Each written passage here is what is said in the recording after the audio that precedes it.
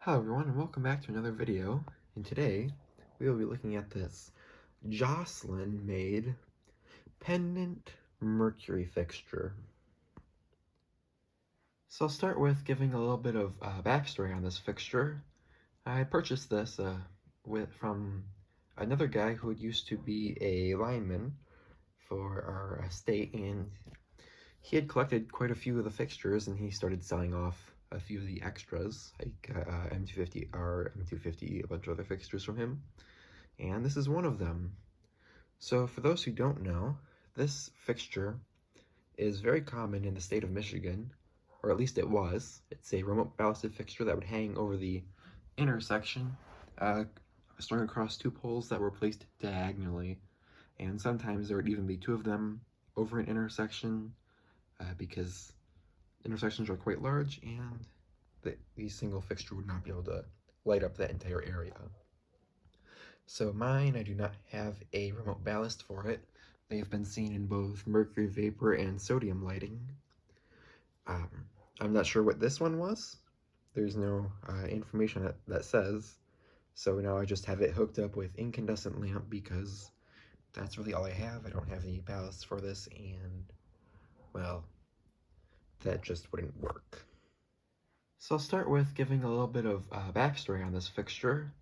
I purchased this from another guy who used to be a lineman for our estate, and he had collected quite a few of the fixtures, and he started selling off a few of the extras, like M250R, M250, a bunch of other fixtures from him, and this is one of them. So for those who don't know, this fixture is very common in the state of Michigan, or at least it was. It's a remote ballasted fixture that would hang over the intersection, strung across two poles that were placed diagonally, and sometimes there would even be two of them over an intersection, because intersections are quite large and the single fixture would not be able to light up that entire area. So mine, I do not have a remote ballast for it. They've been seen in both mercury vapor and sodium lighting. I'm not sure what this one was. There's no information that says. So now I just have it hooked up with incandescent lamp because that's really all I have. I don't have any ballast for this, and well, that just wouldn't work. So for a while now, no one knew actually who made these fixtures, and it wasn't until I got this one that I realized it was a Joslyn product.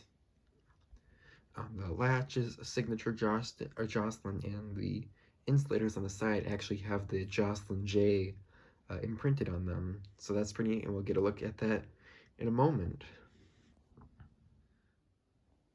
So now we're going to start looking at the actual fixture, and we'll start that by looking at the top. So this piece of aluminum, and it's I think it's just a pressed piece of aluminum, pretty thick, and then it has a little cast piece on the top that adapts it to have this little pinhole on the side that you can attach this little hanger clip. This has two little holes on the side for different size of wire. You just pass your wire through that, as you can see, and then these two bolts here clamp it down. Now this one's completely locked on, but it would be able to kind of swing in the wind as a pendant fixture you would expect. So there's also two screws up here that hold the little bracket inside that holds the reflector and socket. We'll see that when we open this up.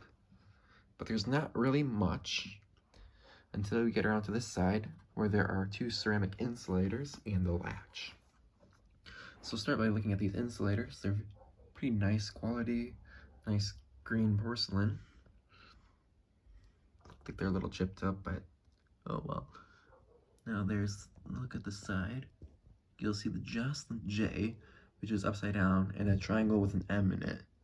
I'm not certain what that logo is, but that J is the Joslyn logo. There's also, you might not be able to see it, but there's a piece of blue plastic in there that holds the wire and seals it. Next here is the latch, which is common on some other Joslyn fixtures. The MV111 and 131 clamshells have this, as well as their power pack versions. It's a very simple latch that just clips on You can show you how that works. Very, very basic. And then one other thing is the latch here, which is, again, very simple. It's just a bar with a little piece on it, that little bar that slides into a little hook. And one other thing of note is there is what appears to have been some sort of sticker here, which is now missing. That's pretty unfortunate. There would have been some pretty useful information on that, but there is nothing there now. Would have been nice to get the model number or anything on it, because this fixture is pretty unknown. No one knows what it's called, and I haven't found any catalogs associated with Joslyn. Alright, so now we will open up the fixture. All you do is you pull this up. It opens like that. You'll see the incandescent bulb pretty much immediately. And then it's kind of difficult to get these pieces apart, but you can do it, and I'll have to do it off camera. So now I got these apart, you can see this little pin that fits into this hook here.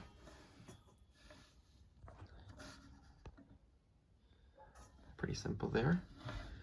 Construction that was pretty common on gumballs, and certainly I think a lot of Joslyn fixtures use that sort of latch or hinge. So now here's the lens. Very, very thick, heavy glass. This is some of the thickest glass I've had encountered. It's closed bottom, and it's a 16-inch refractor, which means I might fit a GE Crime Fighter M400 version. I'm not certain. That's never been tested, but that would be really neat to have a glass lensed version of that. I think that would be very possible. On the bottom, you have your prisms for a 4-way. There's actually 8 arrows, and obviously this is meant to go in the middle of an intersection. So that's why it looks like that. There's a couple chips in the glass, but nothing too much. And you just have this ring. You can take this screw out to release the glass if you want to replace it. Here's where the latch is, and it's actually pretty neat. You have this little piece of metal. Come on. That actually rolls. So that's kind of neat part of the latch. It doesn't roll very well, but it is there. So as far as markings on the glass go, we'll see. It's made by Hall of Fame. Is there anything? It's got the patent pending. Indral. Something under that. So that's the lens. Very heavy piece. Obviously the heaviest part of this entire fixture. It's very nice. I would really like to try putting one of these on a GE M400 Crime Fighter. I think that would be really neat. Now, let's look at the rest of the fixture here. So probably the first thing you'll notice is the reflector is very small. Not expecting that when I opened this fixture up for the first time, but it's kind of interesting. Definitely a cost savings measure. There's a little base. Take out this incandescent bulb.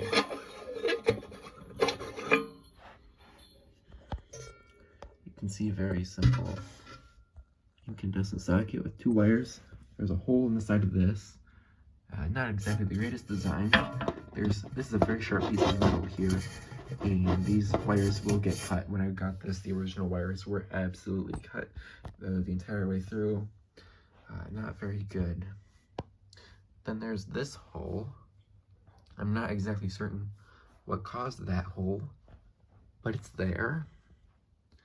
And the whole reflector here is just kind of cloudy. I can clean that up at some point. But you'll notice there's 2 screws. So the 2 screws that hold the socket in also hold this reflector and this little bracket. And that bracket has 2 screws that go through the entire fixture and hold this little assembly on.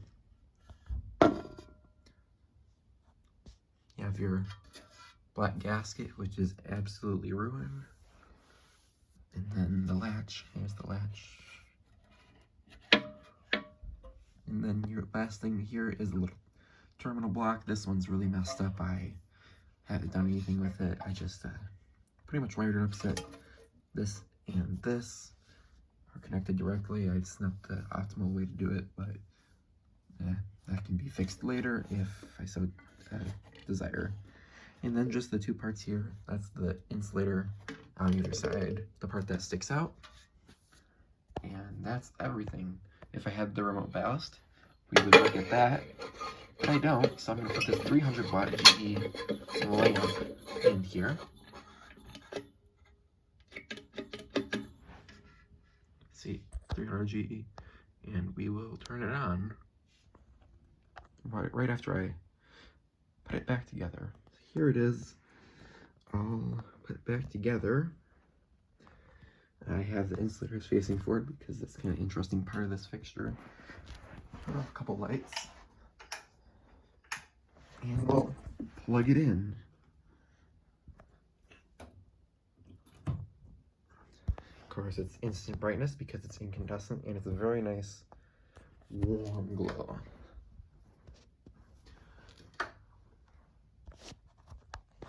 Yeah, close up of that lens. I wasn't able to find any markings on it on the outside. No Joslyn logo or anything like that. You can see that the light pattern is very, very even. And I'll turn it on its side so we can see what the bottom looks like. It's a very, very neat glass pattern. You can see those arrows on that. Just a really, really neat shape.